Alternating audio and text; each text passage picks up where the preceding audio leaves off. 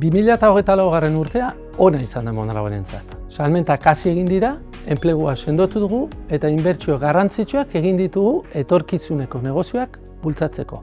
Halaxe diote zenbaki nagusiek. Mondragon lehiakorra, berritzailea eta indartsua eraikitzen ari gara. Eta osagai horiekin ekingo diogu 2025 urteari.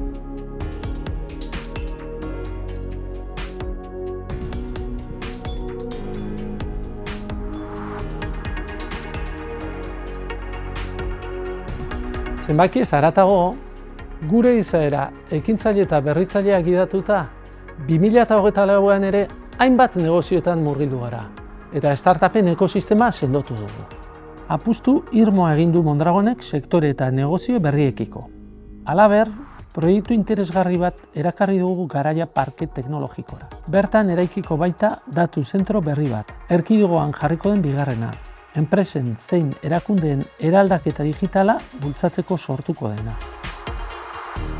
Eta lankidetza ere bada Mondragonen identitatearen ezaugarri bat. Lankidetzaren arloan, Mondragon eta Lagunaroren artean egindako ahalegina aipatuko nuke. Horri esker, gure elkartasun mekanismo garrantzitsuenetako baten berezitasuna eta iraunkortasuna bermatzea lortu dugu.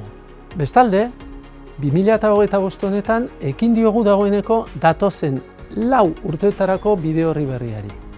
Esan beharrik ez dago, erronkaz beterik datorkigula. Eta zentzu honetan, mezu argi bat luzatu nahi nizueke. Kooperatiba protagonista zarete eszenatoki berri horretan. Denok batera, aurrera!